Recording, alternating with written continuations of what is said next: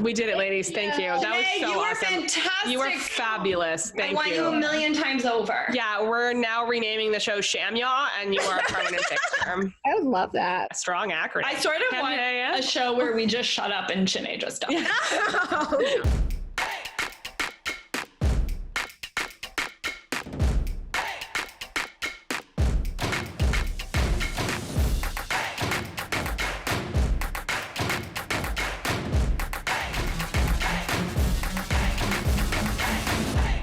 Welcome back, marketing nerds of the world, for another episode of HAMYAW, in this case, HAMYAW and Friends. And today, Margot and I are joined by the amazing, the brilliant, the irreplaceable, unmissable Shenee Howard. Shenee, welcome to the program. Thank you. I felt like when the wrestlers come out, they're like, it's coming up. The kind of energy I'm trying to bring today. So today, we are talking about launch myths, the realities and unpleasant lies you've been sold about the nature of launching in the space, what's changed, what's new, what's different, what's no longer working, and what you need to be thinking about and changing on your road to having a next successful launch. But before we get into that, I would love, Shenee, for you to introduce yourself to the folks at home, talk a little bit about what you do and where they can find you first. We're not going to leave that for the end because these people need to know everything about you and read everything because, you know, we've been friends. I've been following you for years and you always bring the realness and you're always right before anyone else is right. So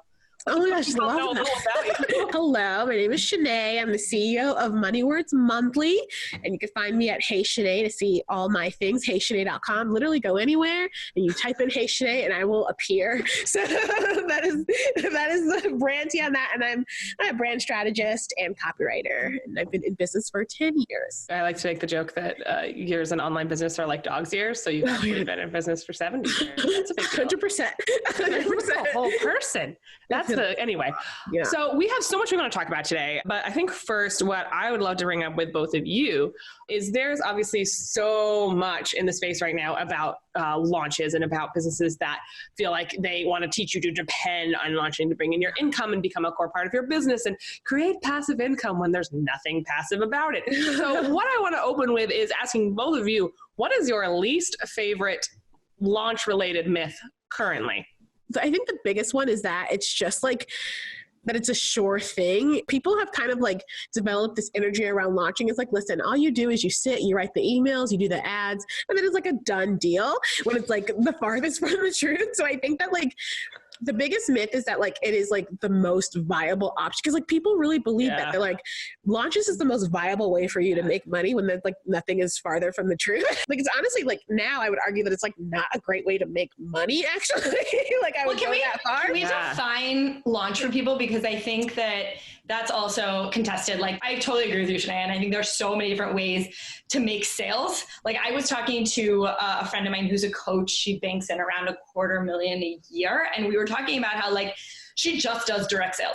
And she's like, I don't understand. I don't feel pressure to do launch because it doesn't fit with my business. So part of it is also like, what is your business and how do you need to show up for people? How do people expect to learn about you? What does your funnel look like? So like, how would you guys define like what a launch is and maybe differentiate it too from a campaign? For me, I think a launch is when you have like a really set period where you have the intention to get sales, but like, and then you're using a really big paid advertising push to kind of push the needle along. So I feel like traditional launches is like you have an event that you promote with paid advertising, and then there's like a really specific cart close. That's kind of what I'm defining as like a launch in the more traditional sense, like the kind of launch that kind of became really popular in 2011 to now. When you did it in 2011 or 2012, it was like a sure bet because it was like everything was in no one else doing it. Right, PLF. Like, yeah, exactly. I was about to say, let's just say the acronym. The PLF method worked really well because everything was in its infancy. Like even like Facebook ad power was in its infancy. I mean, like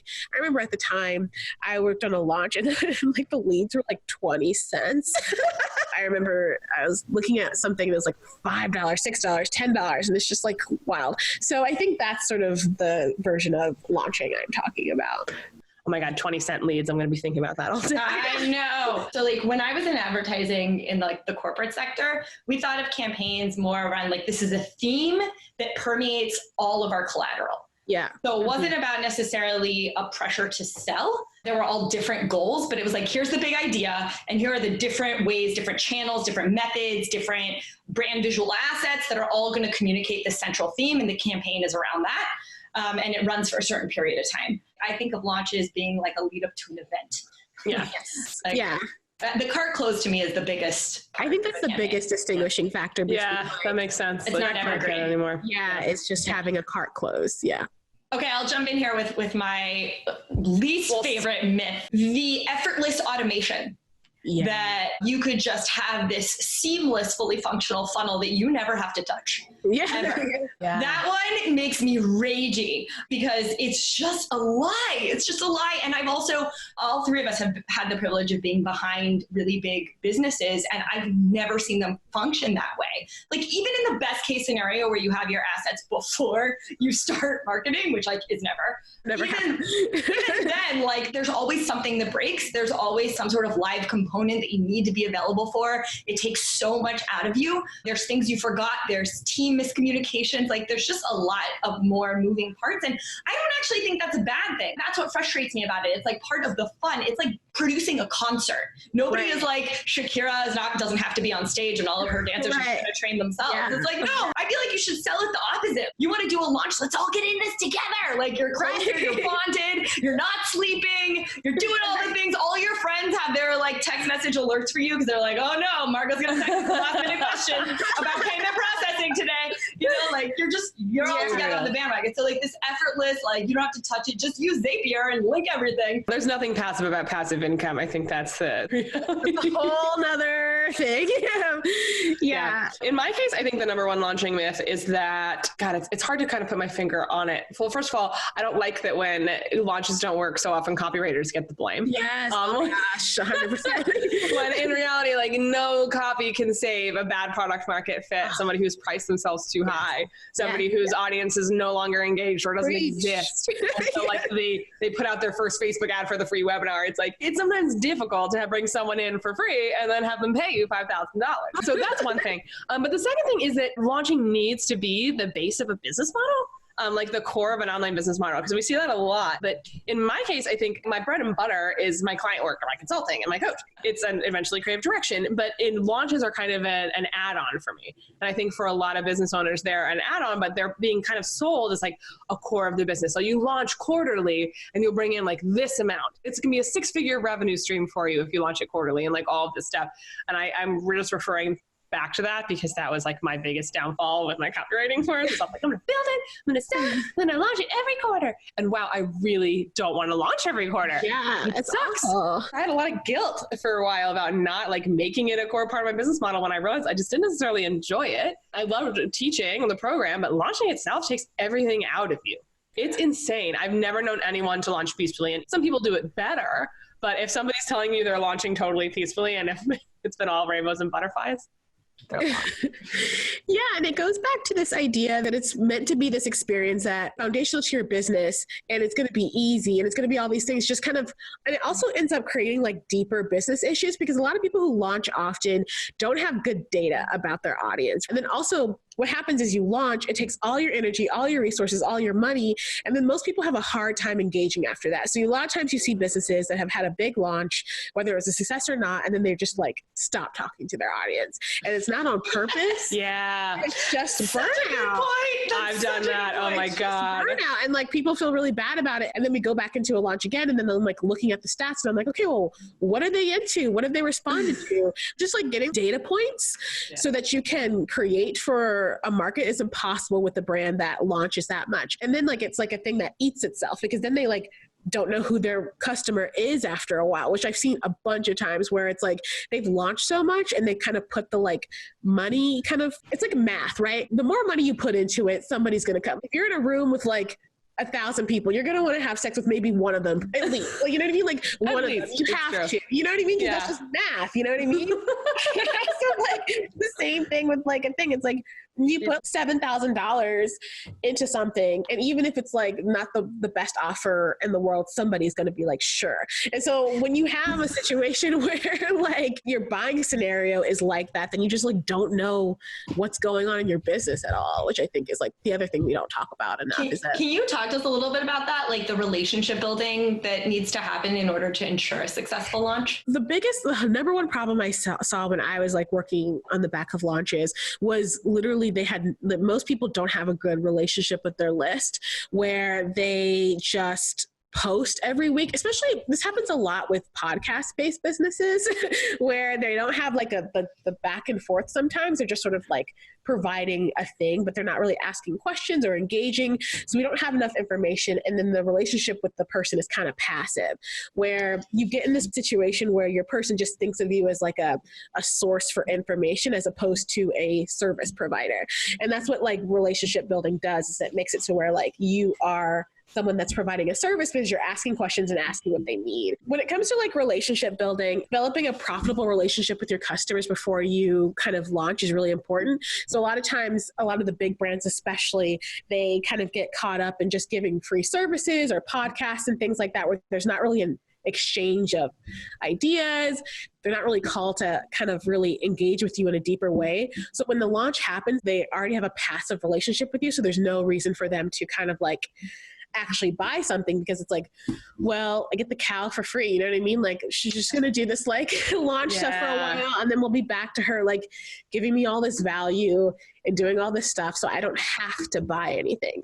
When really you have to be setting up a profitable relationship with your audience. And I think a lot of people think that just having a launch makes them sort of like a business, but like people don't automatically have that relationship with you, because, you know, there's a bunch of big people who are in my inbox and they launch, but I would never think to buy from them. You know what I mean? Because they're sort of like a figure who has like free stuff and like whatever, but like I'm not seeing them as a provider. I think that's such a great point. And I'd actually love to hear you talk a little more about that. Like, what does it look like to build a profitable audience? Because where I get stuck is they're like giving stuff away for free and like, you know, I'm providing value. But in reality, you know, I'm just giving a little too hard. There's so much to say about that. Lay it on me, girl, because educate us, please. The value trap, especially people like us who like have integrity, which is stupid, but like, right? Just a burden. Your takeaway from HAMYAW: you want to be good at business,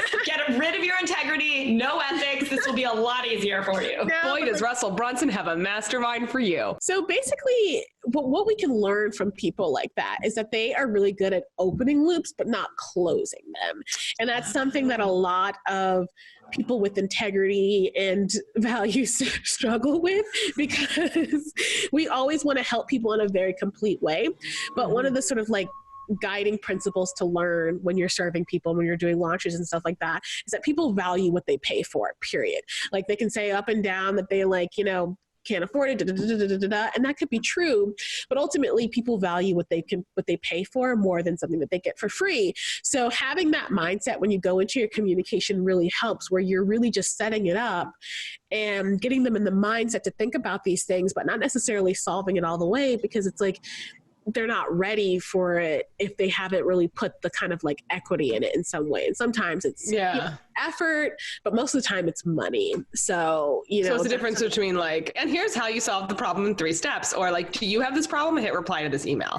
Yeah, exactly. And that's how you start to build the relationship. And that's like a cool way to sell too. It's like, is this something that you're dealing with? And then they respond, and then you talk to them, and all of a sudden you're on a call, and then you've made a sale. You know what I mean? And that type of stuff is like a more sustainable way to work. And it's also just, you retain customers better that way, as opposed to people who, like, for example, you know, we're copywriters. So if you give them a free bio guide, then you gave them a free bio guide. But if you sort of are like, here's the questions that you need to make sure your bio is good, then they're going to stick around and see what else you have to say. So you close the loop ultimately with like the how to write your about page offer. Yeah, because and it's better for them too, because it's like sales is a lot of framing, right? So it's really just about getting people in the framework to make a decision for themselves that just happens to mean that they're going to pay you. We think of it as like it's more of a direct, but it's mostly like what we're doing is we're helping them make decisions. And so when you think of it more that way, it's a lot easier. And especially when you're in a launch situation, because in a launch situation, when you look at webinars and the way they're structured, the way they're really structured is that they're trying to like educate people about who they are and what they do and stuff like that. But again, nobody really cares who you are and what you do. What they want to know is like, is this the right time for this solution right now? Which again is another mistake. Or can this solve my problem? Yeah, can this solve my problem right now? Is this the right time for it? When I think the PLF model really falls short is that there's not really room for that because you have to do too much work because a lot of them are new leads. So they also are kind of like, who the hell are you exactly? And so you have to answer that question. Why are you in my house? Why are you in my house? How did you get here?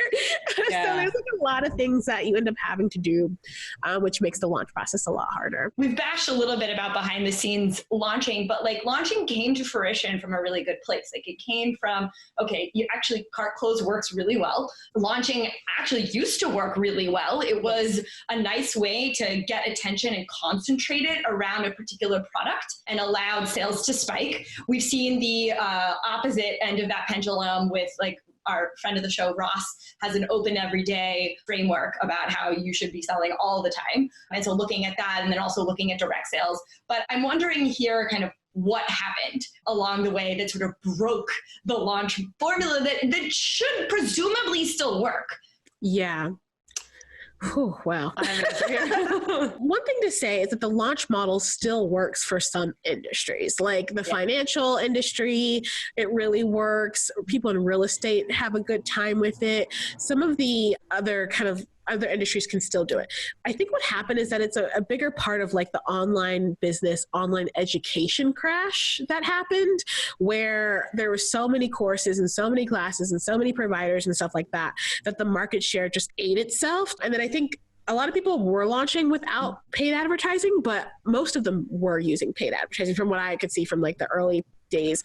And then the increasing prices, more competition, all this stuff created a situation where launches required more effort and thought and testing than people were giving them. And one of the biggest things that I tell people too is that launches are so risky because a lot of times you're creating messages, which I mean, I'm a copywriter, so I believe that messages are super important, that haven't been tested yet. So you have an offer that necessarily hasn't been tested yet. You have emails that haven't been tested yet. You're just sort of like hoping for the best.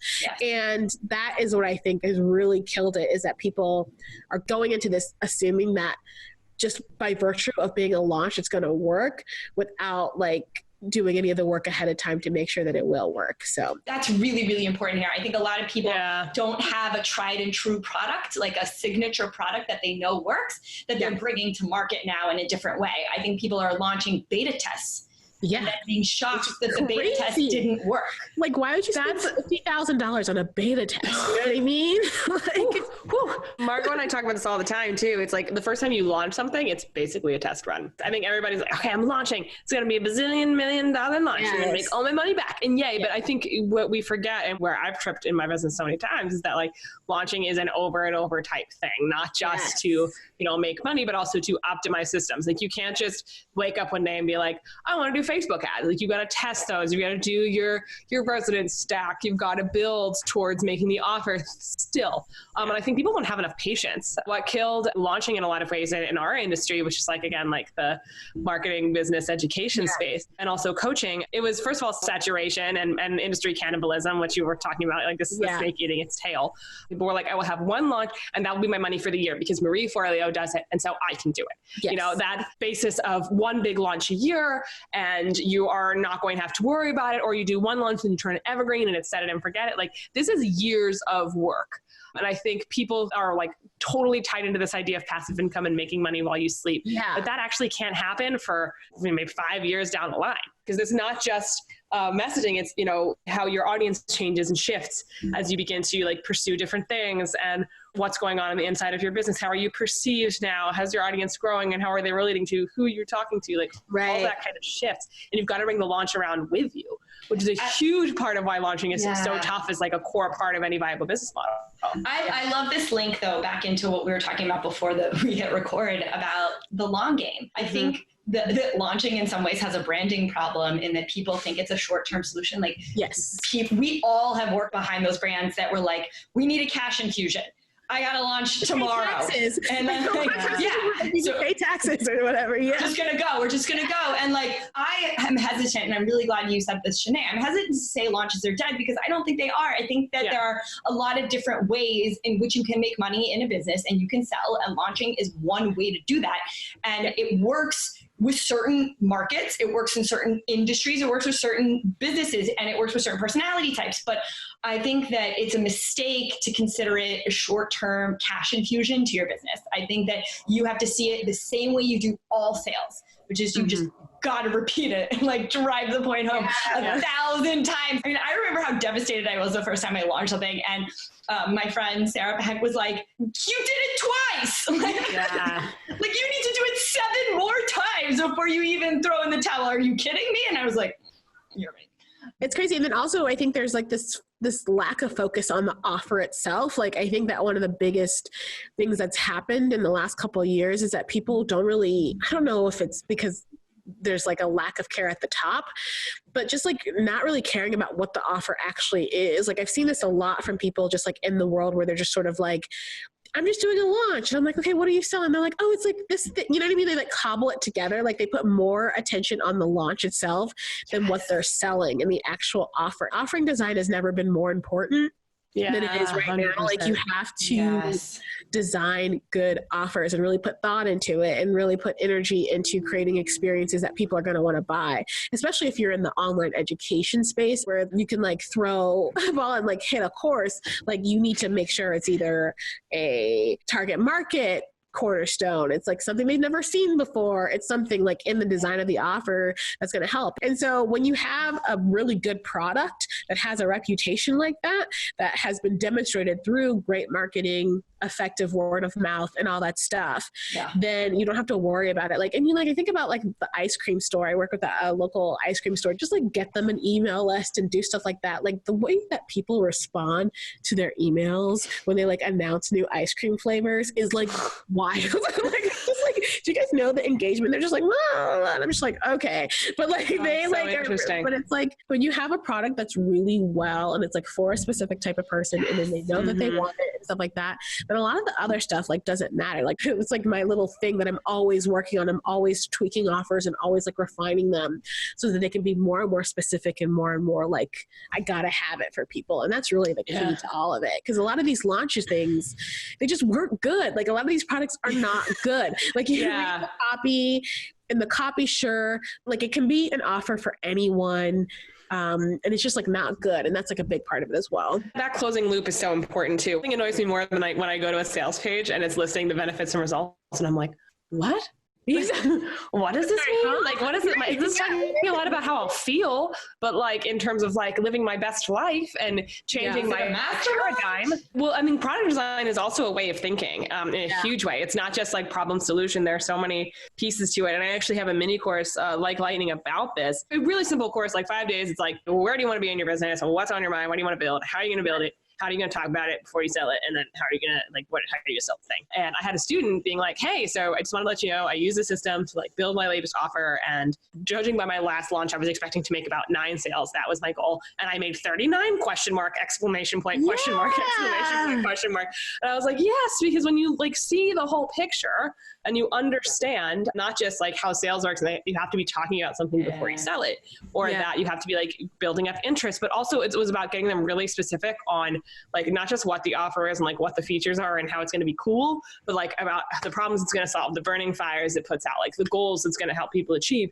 And when you approach launching and sales from that place, first of all, it gets a lot easier. You get in the weeds a lot less. And there's a lot less concern about like style because you're offering people something they need. I love that we're talking about marketing and launch myths and basically saying you need a better product. Yes, that's pretty often the answer. Yeah. So as we pull all this conversation on launching together and looking at the myths around how important is your copy? What is your relationship like with your customers? Did you nail the messaging? Are you even meeting them where they're at? Are you meeting them too low down the funnel? And that's the problem. Like the timing and the context of launches in this particular moment in the zeitgeist. I think these are all like really, really rich and juicy topics that I want us all to keep thinking about and chewing on as you move forward with your business. And remember that like, this is where I like the first principles ideas of like going back to what actually works, what actually moves the needle, because I don't think anything we've said in this conversation is actually that revolutionary. It's just that nobody's talking about it. Do you know what people actually want? Not what they need. What do they actually want?